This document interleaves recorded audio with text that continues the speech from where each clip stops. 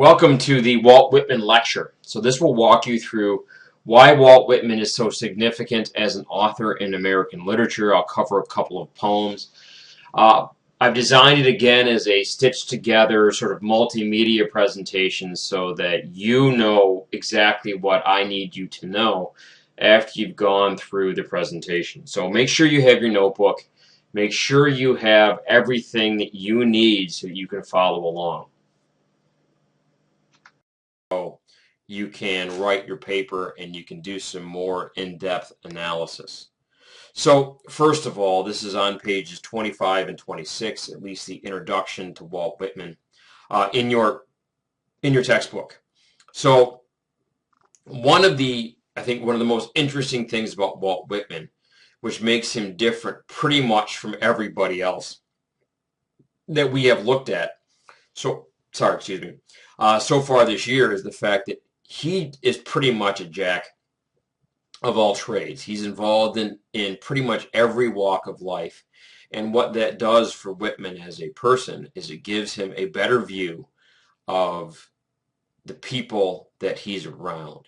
He can write about real human experience. He can write about what it means for a laborer to work with his or her hands. I like also very particularly how he speaks of the value and the condition of women, and I'll cover that in some of the poetry a little bit later from now.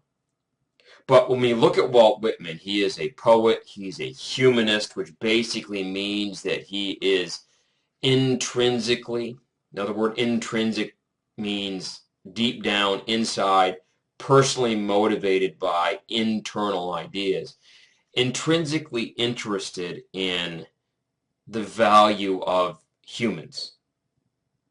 Not seeing color, not seeing race, or any of those artificial dividers for the individual.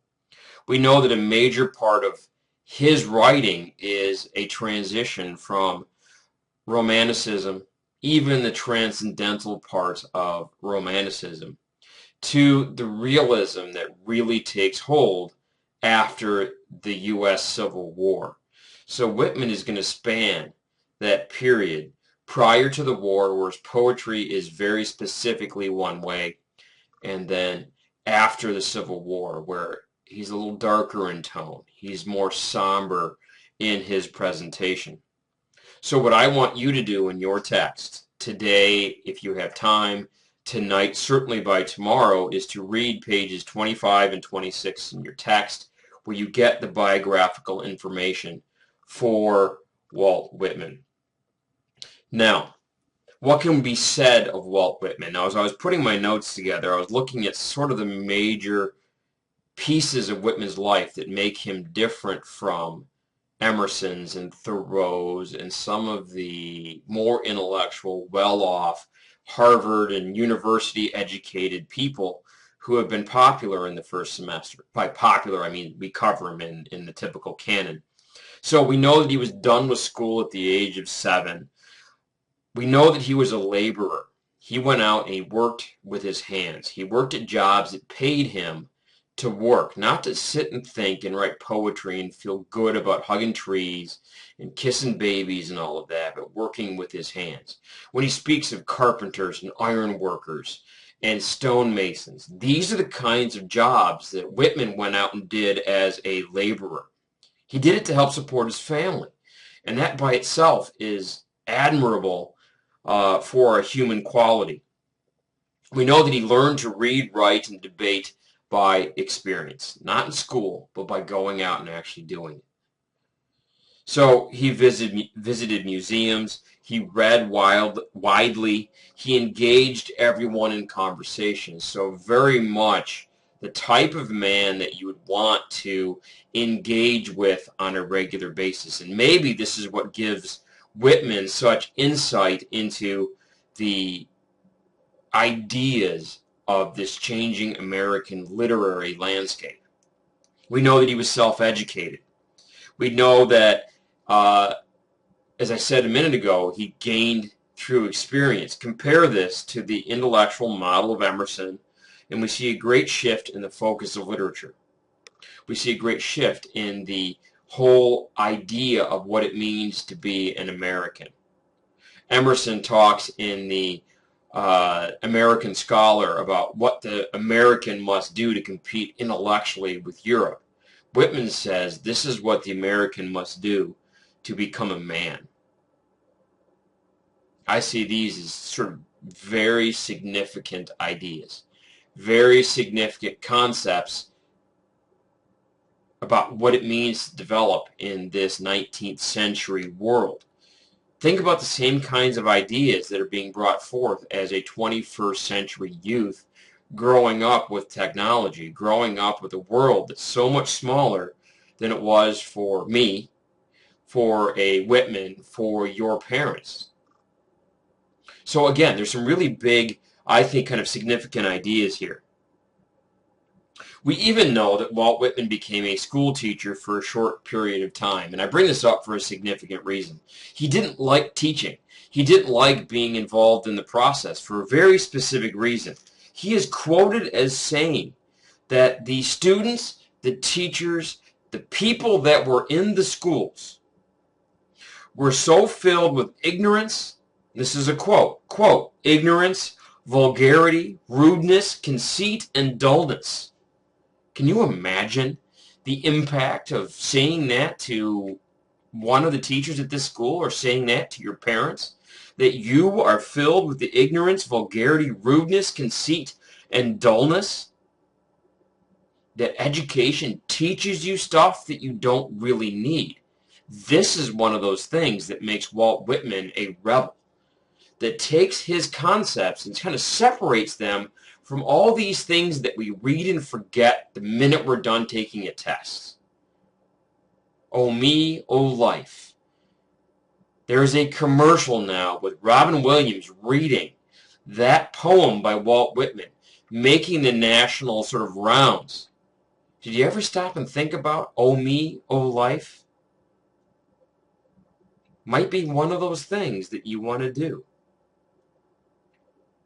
So because he was disgusted with the ignorance, vulgarity, rudeness, conceit, and dullness that education was producing, he sought to challenge those ideas.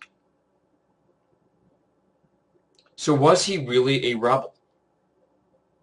Does he really challenge the system so much that literature, schools, people look at him as being that significant? This is part of what we are going to be able to argue. You're entitled to your opinion, but you have to be able to back it up. So let's now turn to some of the literature in your textbook. First, go to page 26. On page 26, in bold print underneath the URL, it says, free verse is a form of poetry composed of either rhymed or unrhymed lines that have no set fixed metrical pattern. So when you think about Shakespeare, iambic pentameter, 10 syllables per line, never deviates, Whitman pretty much said those ideas no longer apply. We're going to try something new. We're going to be just as much a rebel in the way that we write as we are in the content that we write about. The early 20th century poets were the first to write what they called free verse, which allowed them to break from the formula and rigidity of traditional poetry. So you're going to see plenty of examples of this in Whitman's poetry. So I'm going to ask you the question several times. Was Walt Whitman a rebel? Well, certainly.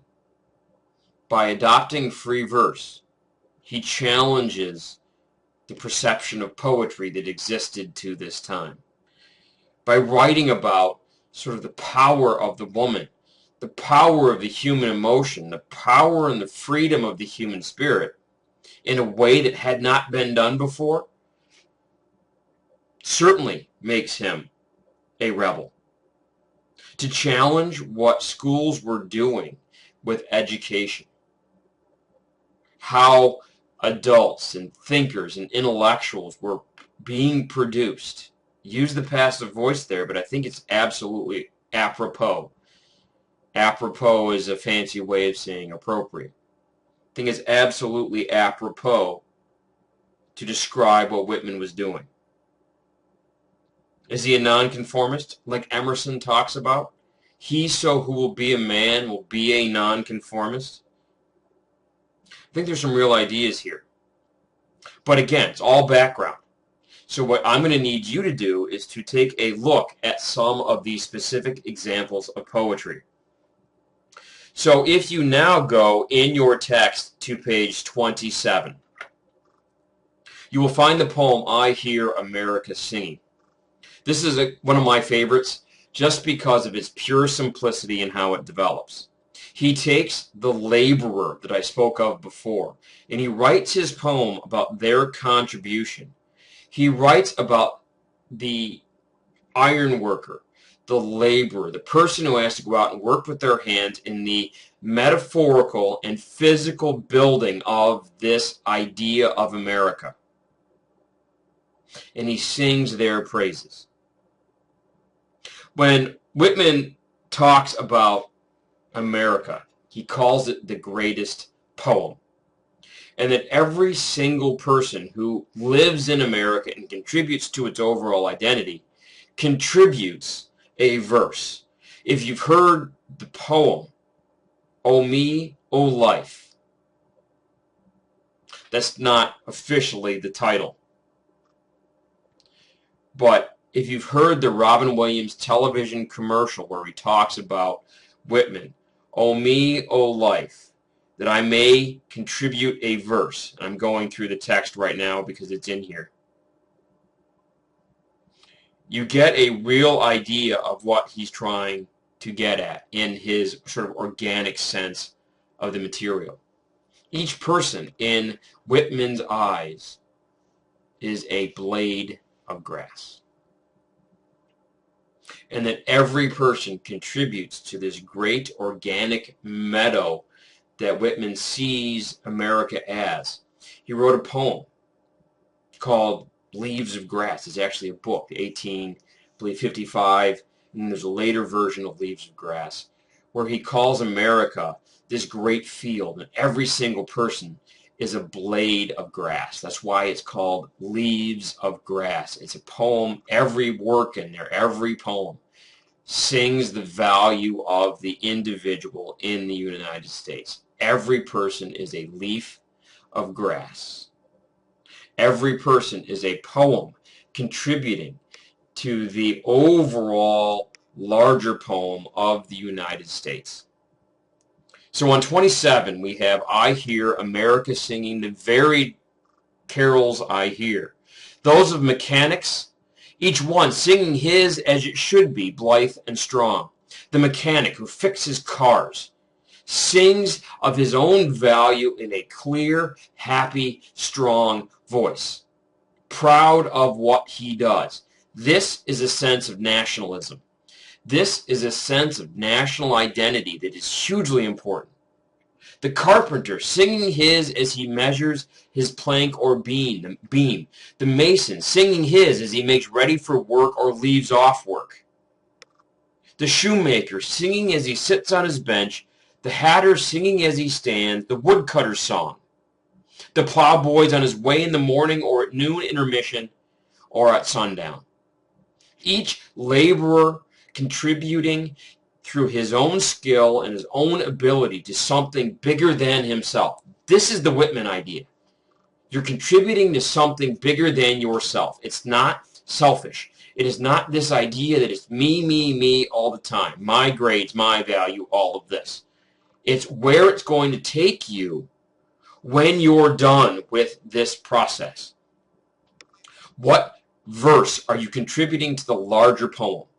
Where is it that you're moving in this general process to help everything function? Now, I pushed quickly to get through the woodcutter and the plowboy on his way at sundown or intermission, lunchtime. Now, because I think Whitman is genius in the next line where he says, the delicious singing of the mother or a young wife at work or of the girl sewing or washing.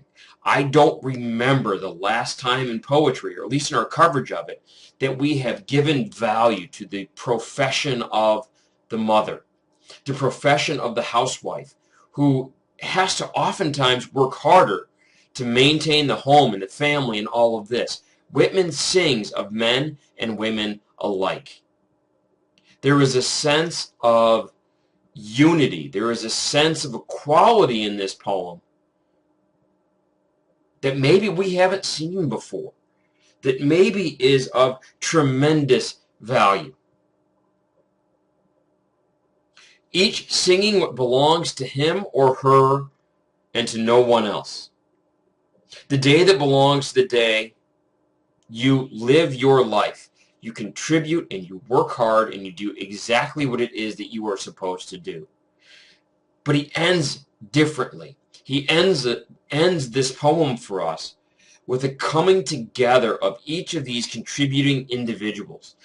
That each person contributes to this overall song. Call it a poem, call it a song, call it an organic whole. It doesn't matter.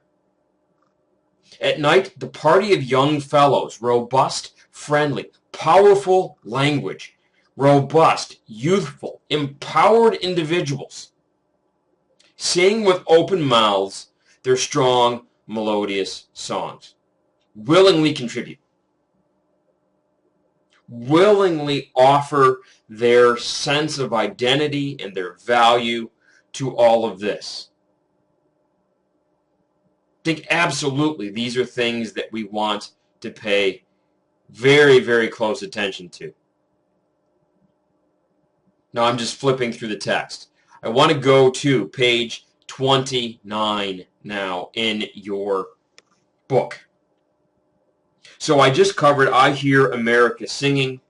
I want to do a companion poem that I think is equally as valuable and strong in our notes, and that is America on page 29. Center of equal daughters, equal sons immediately starts with that statement of equality. It is there in I Hear America Singing. It's there in the preface to The Leaves of Grass, which we'll get to soon. It's in some of these other poems. But this sense of equality, all alike, endeared, grown, ungrown, young or old, strong, ample, fair, enduring, capable, rich, all walks of life, all aspects of humanity here contained in this central concept. I also love the language, perennial with the earth, forever. The sense of national identity, the sense of national worth, individual worth, is not a now thing. It's a forever idea. It's not something that Emerson or Thoreau or Washington or Irving or anything like that, they just snap their fingers and all of a sudden we have this sense of freedom and worth and equality. These are inalienable rights in the eyes of Whitman. Perennial with the earth, with freedom, law, and love. A grand, sane, towering, seated mother. Bigger than ourselves. Something to which all of us ultimately belong. Chaired in the adamant of time. For all time. Time, that universal concept. First semester with juniors, I said, one of the most amazing things about life is how quickly we reflect on death and the impact it has on us in our understanding of what everything means. I think Whitman has a real good handle on this. That everything is connected. And then because it's connected, it gives us sort of, we were forced to take the next step. What does it mean? What is our larger understanding of how these pieces fit together? So now what I've done is I've covered two fairly significant poems. I Hear America Singing and America. As I go back to the notes that I put together, I think there's a lot of information that we can develop as we move through. So what I'm going to do is, for the sort of the final piece of this lecture, is I'm going to stitch in a PowerPoint slide that has 3, 4, 5 sort of guiding questions for Whitman and the poetry that we're covering and what I want you to kind of do on your own. So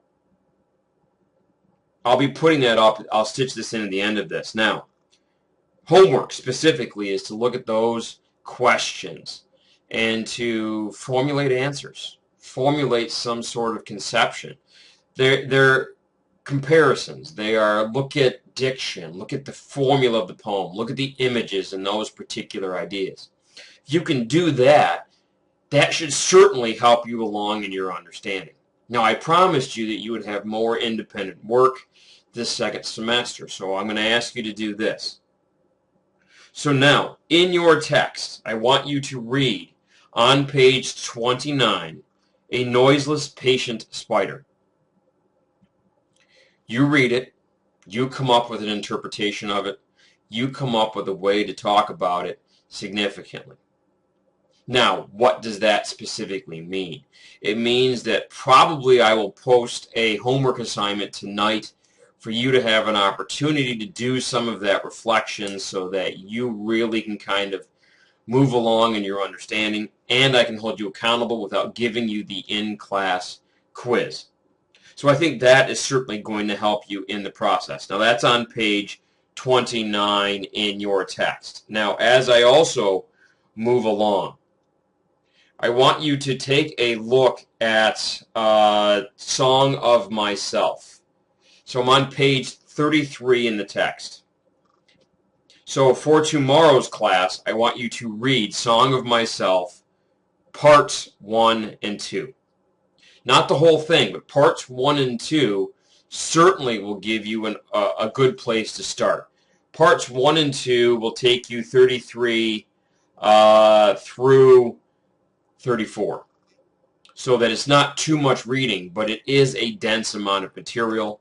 And again, check in with Moodle and see what you'll get for an opportunity to reflect on these assignments, garner yourself some points, and to talk about them relatively intelligently.